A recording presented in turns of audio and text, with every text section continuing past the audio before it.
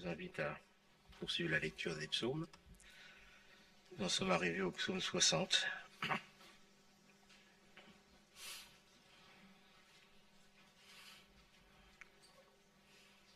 Où maître chantre sur l'air, la loi est comme le lys, ou le lys du témoignage. Poème didactique de David lorsqu'il fit la guerre aux Syriens de Mésopotamie et aux Syriens de Tsoba, et que Joab revint et défit 12 000 Édomites, il y a d'autres textes qui disent 18 000, dans la vallée du Sel. Ô Dieu, tu nous as rejetés, tu nous as dispersés, tu t'es irrité, relève-nous. Tu as fait trembler la terre, tu l'as déchirée, répare ses brèches, car elle est ébranlée.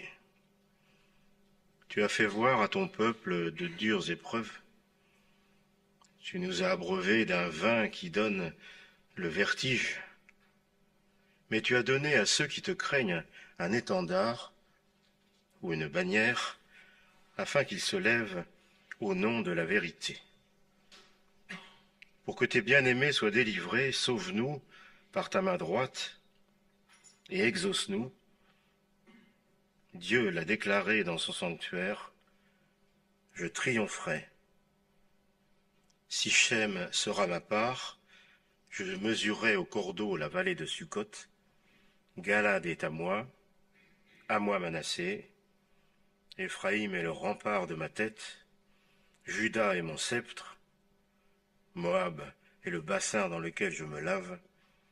Sur Édom je jette ma sandale, terre des Philistins pousse des cris en mon honneur. Qui me conduira dans la ville forte? Qui me mènera au pays d'Édom? N'est-ce pas toi, ô Dieu, qui nous avais rejetés? Toi-même, ô Dieu, qui ne sortais plus à la tête de nos armées, viens à notre secours, pour que nous puissions échapper à la détresse. Le secours de l'homme n'est que vanité. Avec Dieu, nous accomplirons des exploits, et c'est lui qui écrasera nos adversaires. Je voudrais prendre d'abord un texte qui donne le contexte plutôt spirituel du psaume, dans le psaume 44, et ensuite un texte qui donne le contexte historique. Donc tout d'abord le contexte spirituel, psaume 44. Pour simplifier, on va lire à partir du verset 18, bien que tout le psaume soit concerné par ce sujet. Tous ces malheurs nous sont arrivés, cependant nous ne t'avions pas oublié. Nous n'avions pas violé ton alliance, notre cœur ne s'était pas détourné de toi, nos pas ne s'étaient point écartés de ton sentier, et pourtant tu nous as refoulés parmi les chacals. Tu nous as couverts de l'ombre de la mort. Si nous eussions oublié le nom de notre Dieu, si nous eussions étendu nos mains vers un Dieu étranger, Dieu n'en serait-il pas informé, lui qui connaît les secrets du cœur? Mais c'est à cause de toi que sans cesse nous sommes livrés à la mort et traités comme des brebis destinées à la boucherie. C'est une parole prophétique par rapport à Jésus. Réveille-toi pourtant. Pourquoi dors-tu, Seigneur? Lève-toi. Ne nous rejette pas pour toujours. Pourquoi caches-tu ta face? Pourquoi oublies-tu notre misère et notre détresse? Car notre âme est abattue dans la poussière, notre corps reste attaché à la terre. Lève-toi, viens à notre aide et délivre-nous à cause de ta bonté. Maintenant, le contexte historique. Dans le deuxième livre de Samuel, au chapitre 8, tous les psaumes ne peuvent pas être expliqués dans leur contexte historique. Il n'y en a que quelques-uns. En particulier, donc celui-là, là, en particulier souvent ceux de David. Donc 2 Samuel 8.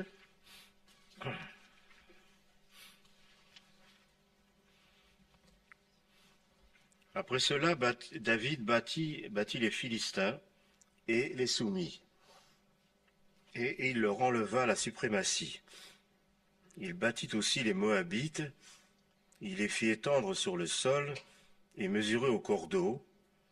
2 des lots étaient destinés à la mort, un 3e réservé pour avoir la vie sauve.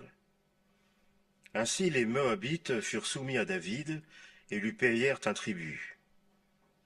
David bâtit aussi Hadadézer, le fils de Rehob, roi de Tsoba, qui était en route pour aller rétablir sa domination sur l'Euphrate. David lui prit 1700 cavaliers et 20 000 fantassins.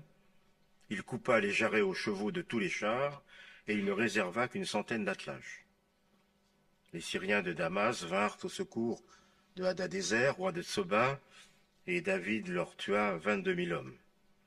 Puis il mit des garnisons dans la Syrie de Damas, et les Syriens devinrent sujets et tributaires de David. L'Éternel donnait la victoire à David, partout où il allait. David prit les boucliers d'or que portaient les serviteurs de Hadadézer et les envoya à Jérusalem. Le roi emporta aussi une très grande quantité d'airain, de Bétark et de Bétotaï, ville de Hadadézer. Toi, roi de Hamath, apprit que David avait battu toute l'armée de Hadadézer. Il envoya Joram, son fils, au roi David, pour le saluer et pour le féliciter d'avoir combattu Hadadézer et de l'avoir vaincu, car Toi était continuellement en guerre avec Hadadézer. Joram apporta des vases d'argent, des vases d'or et des vases d'airain. Le roi David les consacra aussi à l'Éternel, comme il avait consacré l'argent et l'or de toutes les nations qu'il avait soumises, les Syriens, les Moabites, les Ammonites, les Philistins, les Amalécites. Il avait agi de même pour le butin pris à Hadadézer, fils de Rehob, roi de Tsoba. Après sa victoire sur les Syriens, David acquit encore du renom à son retour, en battant 18 000 Édomites dans la vallée du Sel. Il mit des garnisons dans tout Édom, et tout Édom fut soumis à David. Ainsi l'Éternel rendait David victorieux partout où il allait. David régna sur tout Israël, et il gouvernait tout son peuple avec justice et avec équité. Et encore, avant de commencer la méditation, je voudrais lire juste deux passages dans le Nouveau Testament. Le premier dans l'Épître aux Romains, au chapitre 11, à la fin du chapitre 11.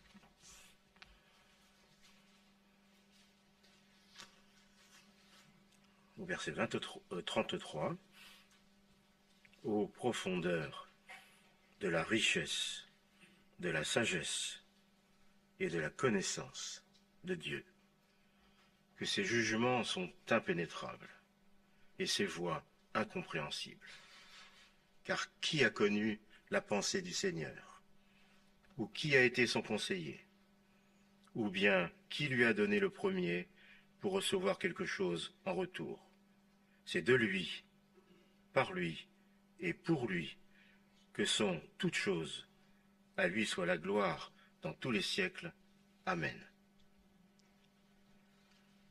Et un dernier texte dans Hébreux 2, Hébreux, chapitre 2,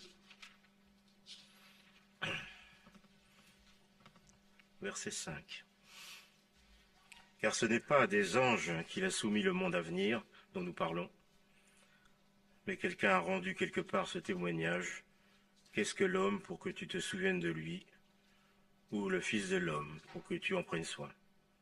Tu l'as fait pour un peu de temps inférieur aux anges, tu l'as couronné de gloire et d'honneur, tu as mis toutes choses sous ses pieds.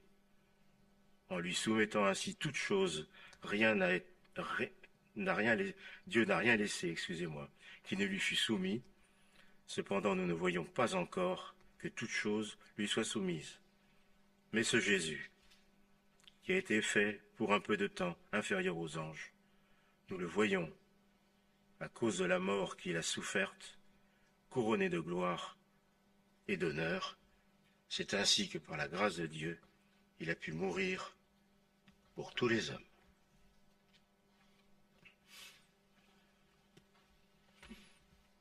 On est souvent frappé quand on médite les psaumes de voir ce contrepoint entre ce qui est exprimé dans le psaume, c'est-à-dire souvent beaucoup de détresse, beaucoup de circonstances pénibles et surtout des douleurs de l'âme qui conduisent donc en général à un renouveau de piété et à crier à l'Éternel.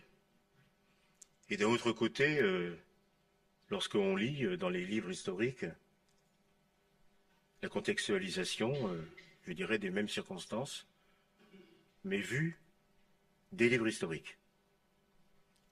Ça vous a sûrement frappé ce matin, quand on a lu le livre historique, David est vainqueur en tout, tout est facile, il est vainqueur, parfaitement vainqueur, etc. Il n'y a rien à dire. Quand on lit le psaume, il est parlé exactement des mêmes choses, et quand on lit le psaume, on voit que c'est la cata, quoi. Vraiment, on peut dire que c'est hyper difficile. Alors, c'est vrai que ça pose un problème, et pour expliquer, donc on peut dire que les psaumes, c'est, comment dirais-je, l'envers du décor, c'est les coulisses de l'exploit. Hein. Les livres historiques, c'est l'exploit. Le psaume, dans la détresse, dans la prière, dans la supplication, c'est les coulisses de l'exploit. Et donc ici, c'est quoi l'exploit, hein, en l'occurrence? Eh bien, c'est que David, qui a été choisi par le Seigneur à la place de Saül, etc., et donc tout le royaume lui a été donné, il a pu, tous les peuples d'Israël, toutes les tribus d'Israël ont fini par se rallier donc à David, etc. Hein, et David devenait petit à petit un roi puissant, à tel titre que non seulement donc il a rassemblé toutes les tribus d'Israël dans ce qu'on appelle le pays de Canaan, mais en plus de ça, il a voulu consolider ses frontières en assujettissant ses voisins les plus dangereux, les plus menaçants, c'est-à-dire en l'occurrence les Syriens, les Moabites, les Ammonites et Édom. Alors est-ce que ces guerres, comment dirais-je, est-ce que ces guerres de consolidation des marches du royaume étaient justifiées? Nous voyons que Dieu l'a aidé, Dieu l'a secouru, donc c'est pas à remettre en cause. Mais je dirais, on a peut-être une explication là, pourquoi David, momentanément, a été quand même arrêté dans sa progression. Nous ne savons pas, la parole n'en parle pas. Donc David était occupé à consolider son royaume avec son armée contre les Syriens, et donc dans une perspective, comment dirais-je, dynamique, une perspective de victoire. Et apparemment, d'après ce que l'histoire nous rapporte plutôt, nous voyons que d'un seul coup, David est arrêté. Parce que l'ennemi héréditaire, c'est-à-dire Édom, les descendants de Saül, donc attaque le sud de Juda, de la tribu de Juda, et donc apparemment font des destructions. Et donc le pays de Juda est dans un état lamentable, apparemment, d'après ce que nous dit l'histoire, etc. Donc d'un côté, je dirais dynamique ascendante, peut-être dynamique ascendante dans laquelle on est un peu moins vigilant, avec l'enchaînement de toutes ces bénédictions, l'enchaînement de toutes ces victoires. Je ne sais pas, peut-être.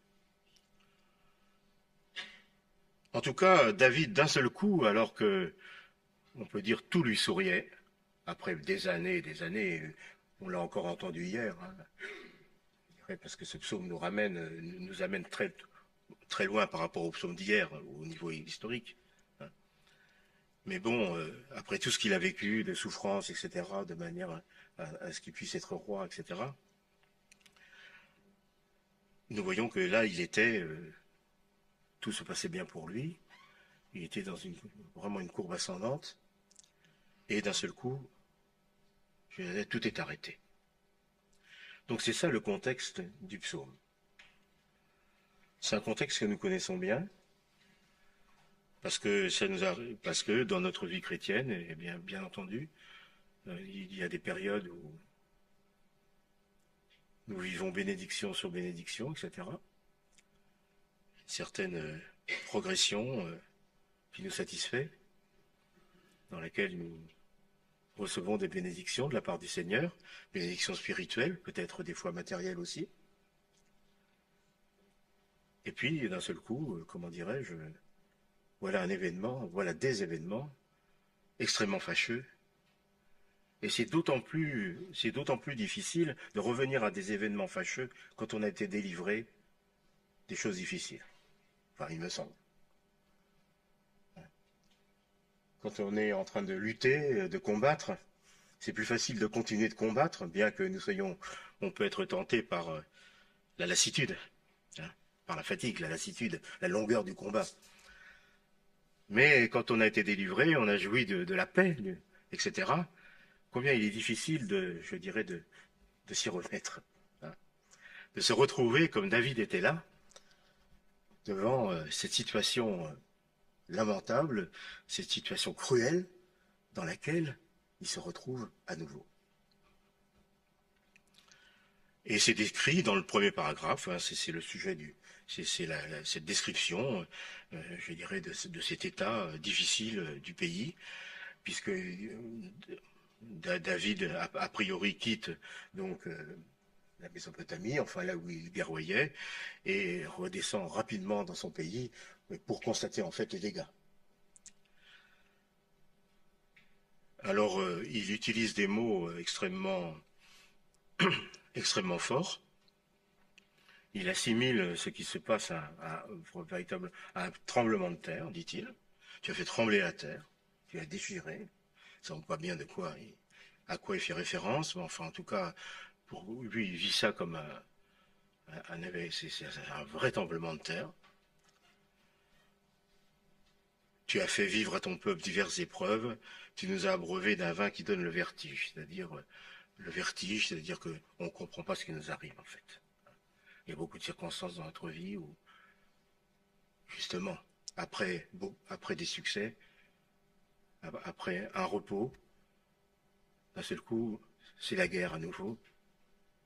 Hein, la guerre dont nous avons parlé hier, avant-hier, ici. Hein, et on ne sait pas ce qui nous arrive. Tu nous as abreuvés d'un vin qui donne le vertige. On ne sait plus où on habite, quoi. Et c'était le cas, donc, de David. Alors, il est dans cette situation avec son peuple. Et le deuxième paragraphe, ou la fin du premier déjà, mais tu as donné à ceux qui te craignent un étendard, afin qu'ils se lèvent au nom de la vérité. C'est la première chose à souligner dans ce texte. Nous voyons que il se regroupe au lieu d'être dans le découragement et au contraire de se dissoudre, de se diviser et finalement de demeurer chacun pour soi. C'est la réaction qu'on peut avoir quand il y a des difficultés. Nous connaissons dans les familles, dans les couples, et les couples qui explosent à cause d'une difficulté par rapport à un enfant ou à un enfant anormal, que sais-je. Ça peut arriver aussi dans des églises, dans des missions, ou lors de difficultés particulières, eh bien on se divise, c'est-à-dire on s'éloigne les uns des autres, parce que chacun préfère vivre l'épreuve indépendamment et tout seul. Il y a quelque chose en nous qui réclame un petit peu cette chose de vivre le chagrin tout seul. Il y a quelque chose de très fort là-dedans, hein, vivre un chagrin tout seul. Que personne ne me parle, qu'on ne m'adresse pas la parole, qu'on me laisse tranquille, hein, je vis mon chagrin. Et là, on voit que ce n'est pas le cas.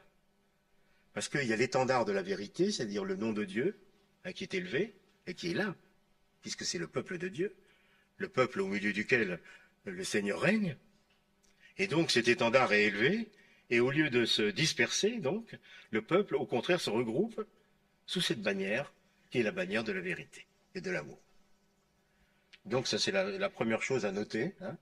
Donc l'inverse de cette dispersion, mais au contraire, le fait, dans la difficulté et dans l'épreuve, de se rassembler, pas se rassembler pour se rassembler, mais se rassembler sous la bannière du Seigneur. C'est-à-dire sous son nom, sous sa puissance, sous la bannière de la vérité et de l'amour. Et donc c'est ce qui s'est passé. Et puis David, au milieu de tous ces combats, toutes ces difficultés, David a une révélation. C'est ça qui va le sauver. D'un seul coup, les yeux de son cœur se portent en haut. Ses yeux de son cœur se portent en haut, et ainsi il échappe à la pesanteur et à la catastrophe des choses ici-bas.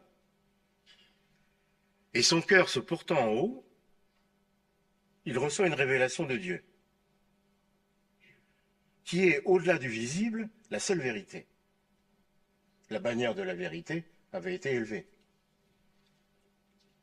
David, dans son cœur, s'élève au niveau du Seigneur, et le Seigneur lui donne une révélation. Nous ne savons pas exactement, tous les commentateurs pataugent un peu, hein, ne savons pas de quelle révélation il s'agit. Est-ce que c'est une ancienne révélation qu'il avait eue lors de sa prière, vous savez, si belle, dans 2 Samuel 7, etc. Enfin bref, toujours est-il que David reçoit une vision de la réalité des choses. Il y a d'un côté la réalité visible, mais cette réalité visible, pour en être vainqueur, pour la vivre dans la consolation et la victoire, eh bien, il faut avoir reçu la vision de la réalité spirituelle, qui est la plus grande des réalités.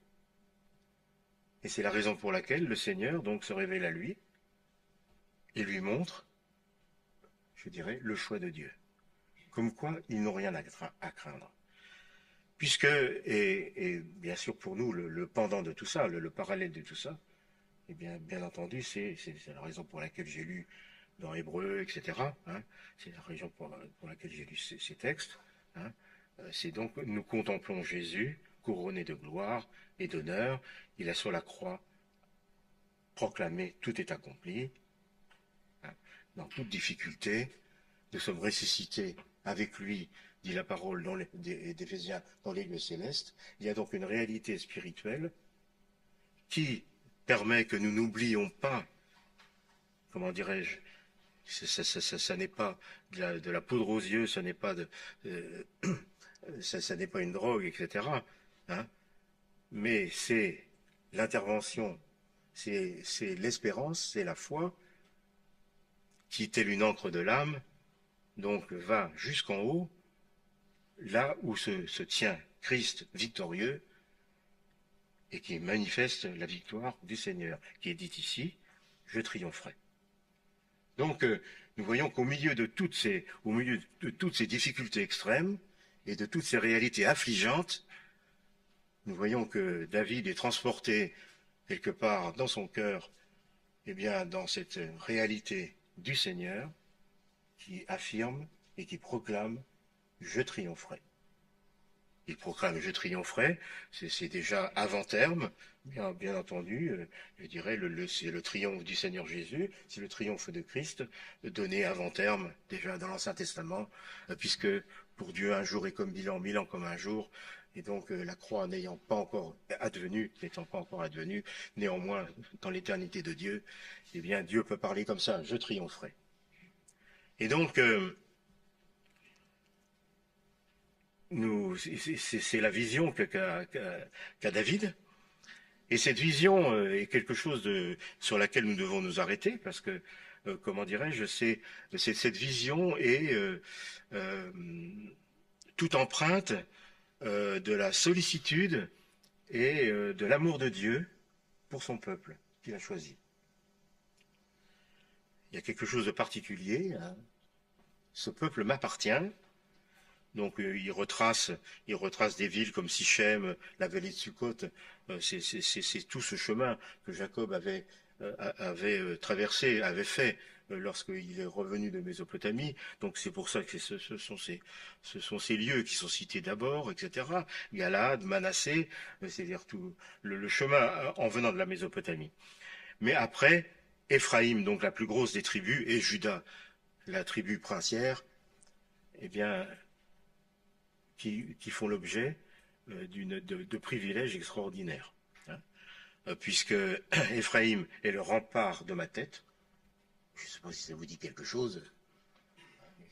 J'en parlais hier avec Karim, parce que j'ai vu qu'il lisait la Bible dans sa Torah, pas consonantique quand même, il ne s'appelle pas Jules Marcel Nicole, mais disons dans sa Torah, avec aussi des points voyelles. Et donc, je lui ai demandé, mais qu'est-ce que ça veut dire, ça, etc. Et donc, on en parlait ensemble. Et il me disait, bah, c'est le plus grand honneur, quoi, hein. C'est le plus grand honneur qui est fait, donc, à Éphraïm, la plus grosse tribu.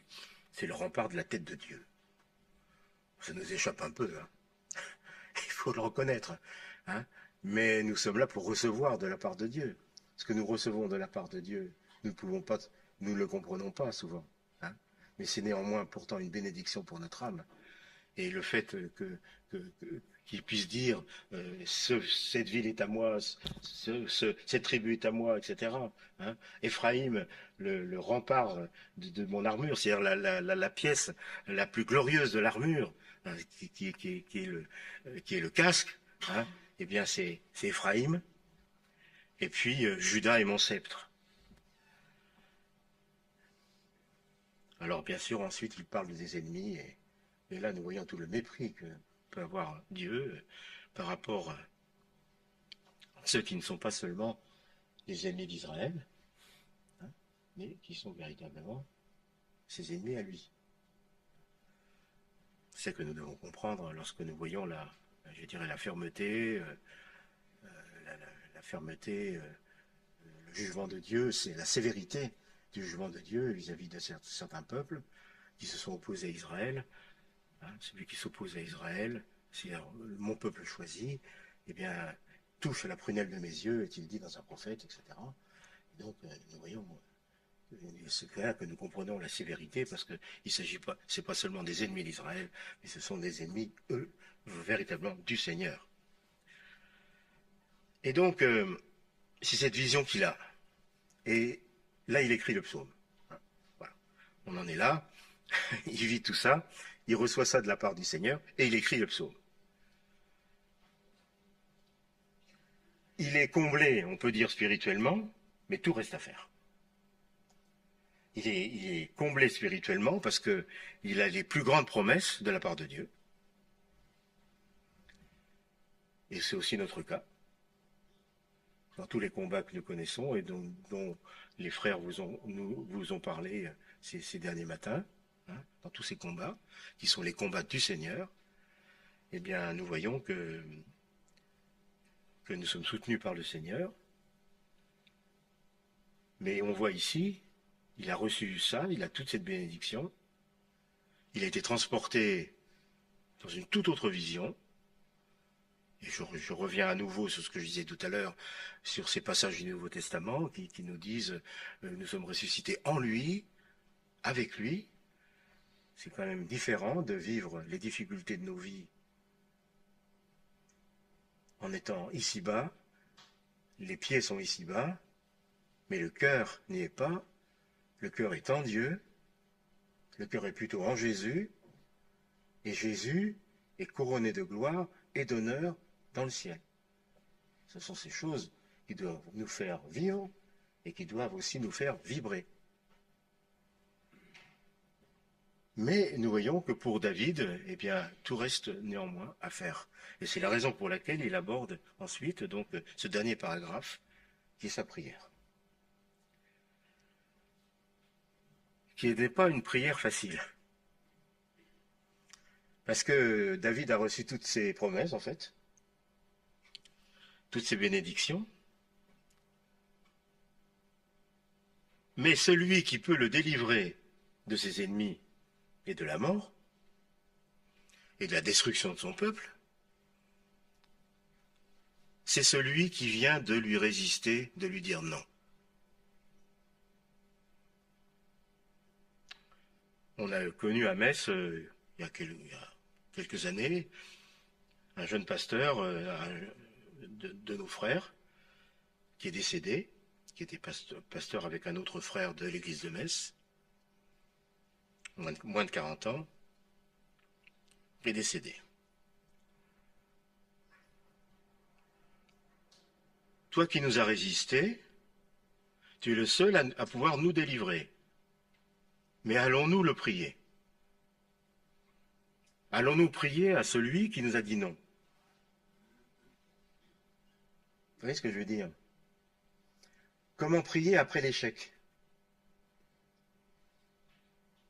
Pour un couple, je sais pas, comment faire un deuxième enfant après une fausse couche, je sais pas, enfin, je dis n'importe quoi. Vous voyez ce que je veux dire? Comment prier après l'échec? Prier avec foi? Il y en a beaucoup dans la région de l'Est qui ont quand même été ébranlés par cet événement. Non pas personne n'est tombé, n'ayant repris sa foi dans le Seigneur, pas du tout, loin de là même. Mais nous voyons que ça fait quand même un ébranlement, tout au moins, de certaines certitudes qu'on prenait pour des certitudes, mais qui en fait n'en sont pas. Certaines personnes ont dit, mais alors on peut être sûr de rien. Ben oui, peut-être.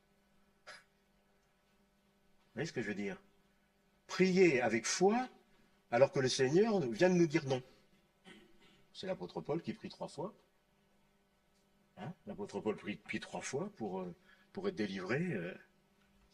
Et puis, le Seigneur lui dit, alors quand est-ce qu'il lui a dit? J'en ai discuté avec un frère, parce que finalement, le texte ne dit pas. Il lui a dit la première fois, la deuxième fois, la troisième fois, ou c'est la troisième fois qu'il lui a dit, ma grâce est suffisante. Le texte ne le dit pas, mais on n'avait jamais réfléchi à ça. Enfin bref. Et c'est... il le dit ici, toi-même, ô Dieu, tu ne sortais plus à la tête de nos armées. Hein? Qui me conduira dans la ville forte? N'est-ce pas toi, ô Dieu, qui nous avais rejetés? Prier Dieu avec foi, malgré l'échec. Dieu, c'était momentanément mis un arrêt à la progression de David, à sa gloire, si on peut dire, à sa grandeur, par cette attaque impromptue des Édomites. Et donc David est dans ces espèces de jugements que nous ne savons pas pourquoi d'ailleurs, c'est pas expliqué vraiment. Dans le psaume 44 ne nous éclaire pas plus, puisque le psaume 44, le psalmiste dit mais nous n'avons rien fait. Nous n'avons rien fait, nous sommes toujours fidèles, que se passe-t-il quoi? Enfin, pourquoi? Réveille-toi. Bon, il donne le psaume 44 donne une explication, c'est le combat de l'Éternel. Nous souffrons à cause de l'Éternel. Et donc, c'est dans cette difficulté-là qui est mise ici en exergue, cette difficulté, je dirais, de croire alors que nous n'avons pas été exaucés. Je ne sais pas, faire une 5e onction d'huile dans votre vie de pasteur,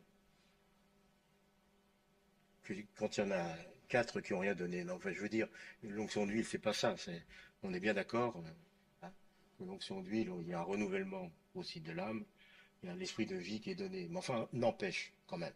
Quand un pasteur en a fait 4 fois, et puis qu'on en demande une 5e, ben c'est quand même difficile de prier. Je trouve, moi. J'ai pas envie. Enfin, je suis peut-être un peu incrédule, mais j'ai pas envie. Et donc, c'est cette difficulté-là qui est exprimée ici. Hein. Et pourtant, eh bien, ce texte nous montre qu'il y a quelque chose qui va au-delà de ça. C'est la foi en la sagesse de Dieu, en sa grâce, en son amour et en sa sagesse, au-delà de tout. C'est ce que nous avons lu dans cette conclusion du chapitre 11, si beau, de l'Épître aux Romains, hein, lorsqu'il est dit « tout est de lui, par lui et pour lui », etc. Hein, et qu'il est dit « mais la sagesse de Dieu, hein, elle est magnifique, elle est impénétrable, nous ne pouvons pas véritablement comprendre les œuvres de Dieu. » Calvin, pour ce genre de circonstances, dit bien combien de serviteurs de Dieu, dit-il, ont cru marcher à l'aveuglette, pour ne pas dire dans des ténèbres, en faisant de leur mieux. Et finalement, la providence de Dieu était là. Et donc, je dirais, c'est notre appel à tous. Parce qu'il y a des moments de notre vie où nous ne comprenons plus. Et il est bon que nous ne comprenions pas. Parce que c'est ainsi que nous recevons la révélation du Seigneur, qui est donnée aux simples, qui est donnée aux humbles, qui est donc donnée à ceux qui apparemment ne comprennent pas, mais se laissent conduire et guider, sachant que le Seigneur est donc vainqueur, je triompherai, dit-il ici, hein, que le Seigneur est au-delà et au-delà de tout, nous aime, et il y a une providence pour nos vies, il y a une providence par rapport à notre appel, par rapport à la vie de l'Église, et surtout par rapport, comment dirais-je, à sa grandeur et à la réalisation et à la victoire de son œuvre. Alors il y a dans la providence divine quelque chose qui est incompréhensible à la pensée de l'homme, pour la bonne raison que les choses les plus grandes qui se sont réalisées dans le plan de Dieu sont paradoxales. C'est par la mort du Fils, c'est-à-dire la chose la plus négative, humainement parlant, la chose la plus négative qu'on puisse connaître. Hein, faire mourir le Fils de Dieu, l'homme parfait, le second Adam. Et de cette mort, eh bien, a jailli donc la résurrection, et de cette mort, eh bien, elle a emporté la victoire sur la mort pour nous tous, et donc, comment dirais-je, une manifestation de vie pour tous ceux qui croient au Seigneur Jésus. Cette providence de Dieu, eh bien, c'est aussi comme ça que, comment dirais-je, Joseph s'exprime envers ses frères, lorsque ses frères tout confus réalisent que Joseph règne en Égypte, etc., et que par rapport à cela, eh bien, il leur dit, voyant leur affliction, il leur dit, mais c'est pas vous qui m'avez envoyé en Égypte, c'est Dieu, de manière à ce que je puisse vous apporter un si grand salut. Donc nous voyons que les choses les meilleures pour notre vie spirituelle, eh bien, sont, par rapport à la sagesse humaine, des choses complètement incompréhensibles et folles. C'est la raison pour laquelle donc, nous avons besoin de recevoir la révélation du Seigneur, et c'est la raison pour laquelle le Seigneur, au-delà, donc, nous invite à toujours le prier. Toujours le prier. Il y a là quelque chose qui procède du Seigneur Jésus. Nous savons que le Seigneur Jésus a prié en tout temps, dans des circonstances où il croyait perdre le fil des choses, à Gethsémanée en particulier, etc. Hein, mais nous voyons que le Seigneur Jésus a toujours eu cette foi dans le Père, quelle que soit l'agitation des circonstances et des persécutions qu'il vivait. Et nous sommes donc et ce texte nous invite à cela, c'est-à-dire à demeurer dans la confiance dans la prière, devant le Seigneur, même si le Seigneur nous a résisté dans certaines choses, comme ici il a résisté à David, mais le Seigneur reste le même. Et s'il a résisté à David, c'était pour son bien. Même au-delà de son bien, parce que ce sera encore raisonné humainement, mais au-delà du bien de David, c'était tout simplement la réalisation du plan divin et de la victoire du Seigneur. Et donc ce texte nous amène à considérer donc cet appel à nous maintenir dans l'amour de Dieu, nous maintenir dans la foi en lui, même ayant vécu des choses, qui sont négatives. Moi, je me rappelle à un moment donné, pour donner des exemples frappants, c'était avec mon ami Stan. On a eu en même temps à peu près des périodes de nos vies où on peut dire que nos enfants battaient vraiment de l'aile, et il fallait pourtant annoncer la parole. Il fallait pourtant continuer. On se rendait compte que notre frère Stan, il s'occupait de tous vos enfants, alors que les siens, à l'époque, n'étaient pas convertis. Et moi, j'étais dans l'Est le spécialiste des jeunes, paraît-il, sauf les miens, quoi. Enfin, maintenant, ça s'est arrangé, quand même, je vous rassure. Mais quand même, non, mais je veux dire. Alors, voilà, mon groupe de jeunes était vraiment... enfin, bref, je m'arrête là. C'est de la vieille histoire, hein. Et puis moi, mes fils, ils étaient sur le carreau, quoi. Hein. Donc, mais il ne faut pas arrêter de prier. Hein. Il ne faut pas s'arrêter. C'est pas parce qu'il a dit non sur une chose, il reste le même. Hein. C'est lui qui domine, c'est lui qui règne. Hein. Et donc, nous sommes amenés à le prier sans cesse. Jésus a prié sans cesse son Père. Et c'est l'appel donc de ce psaume. David qui prie de tout son cœur, parce qu'il a reçu la révélation, la promesse de Dieu, hein, mais qui est devant cette difficulté. Mais celui qui peut me sauver, c'est celui qui vient de me dire non. Alors qu'est-ce que je vais faire? Eh bien non, celui qui vient de me dire non est toujours fidèle. Et notre rôle, eh bien, c'est de le prier chaque jour et de nous attendre à lui, croyant en sa bonté, en son amour et en sa providence envers nous. Nous allons prier.